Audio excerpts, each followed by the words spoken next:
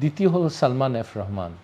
আমি যতদূর জানি এই হত্যাকাণ্ডের মানে আর্থিক যে যতটুকু প্রয়োজন ছিল সাহায্য, এটা সালমান এফ রহমান দিয়েছে। এটা মানে গুরুত্বপূর্ণ হলো ব্যাপারটা যে এই ১৯ বছরে ঠিকমতো তদন্ত করা হয়নি। আমি আশা করছিলাম এতদিনে পুলিশ আমার সাথে যোগাযোগ করবে পুনর্তদন্তের ব্যাপারে, কিন্তু তারা করেনি। তো খুব দুঃখজনক, কারণ এরকম আমি জানি এরকম অনেক কেস পড়ে আছে, সাগর রুনি, মুনিয়া, তারপরে বিডিআর হত্যা, অনেক কেস আছে, মানে শত শত কেস আছে বাংলাদেশে, কিন্তু আমার বাবারটাও গুরুত্বপূর্ণ ছিল। এবং আমি এখন আপনাকে বলি যে ৬ জনকে জিজ্ঞাসাবাদ করা দরকার। ১৯ বছরে তো অনেক তথ্য সংগ্রহ করেছি। এদের মধ্যে হলো ১ নম্বর হলো শেখ হাসিনা। উনি কতটুক জানতেন, কতটুক উনি এই হত্যাকাণ্ডে জড়িত আমি জানি না, কিন্তু আমি জানি যে হত্যাকাণ্ড যারা করেছে তাদেরকে রক্ষা করার জন্যে উনি ১৫ বছর ১৬ বছর সব কাজ করে গেছেন, ঠিকমতোই কাজ করে গেছেন ওই খুনিদের পক্ষে। দ্বিতীয় হলো সালমান এফ রহমান। আমি যতদূর জানি এই হত্যাকাণ্ডের মানে আর্থিক যে যতটুকু প্রয়োজন ছিল সাহায্য, এটা সালমান এফ রহমান দিয়েছে। হবিগঞ্জের আওয়ামী লীগের মধ্যে এমপি আবু জহির এবং বানিয়াচংয়ের এমপি, সেও জড়িত ছিল, সে বাদী, এই দুইজন। আর হবিগঞ্জের এক নেতা, তার নাম হলো মুশফিক চৌধুরী, ডক্টর মুশফিক চৌধুরী, সেও জড়িত, তাকে জিজ্ঞাসাবাদ করা উচিত।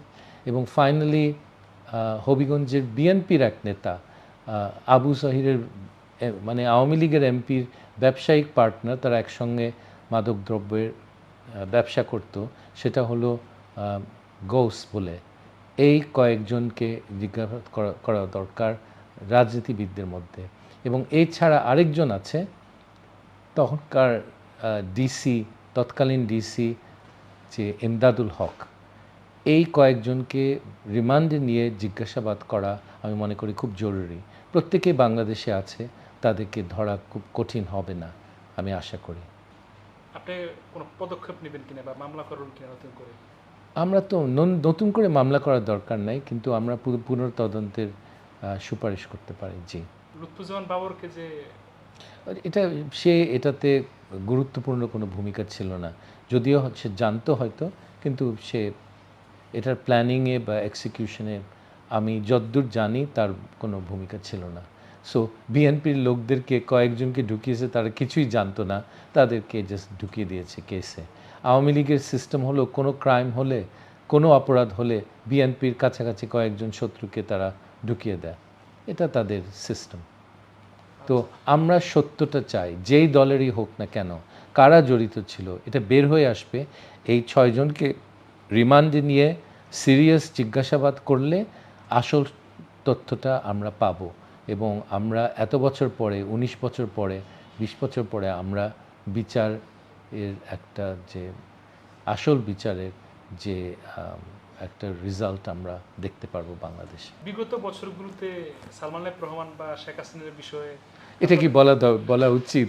এটা বলা দরকার? বিগত বছরে শেখ হাসিনা যে খুনি, এটা আমরা জানতাম, আমাদের আলোচনা হতো। এটা পাবলিকলি বললে তো কেস ফাইল করবে, করবে, অনেক কিছু করবে। এটা তো বলা যায় না। এটা একটা ডিকটেটরশিপ ছিল, এটা জঘন্য ডিকটেটরশিপ। শেখ হাসিনার বিরুদ্ধে কথা বলা, আমি তো কথা বলেছি, কিন্তু এই কথাটা বললে আরও খেপে যেত। এমনিতে একটা পাগলা কুত্তার সাথে বেশি মানে ইন্টারাকশন না হওয়াই ভালো।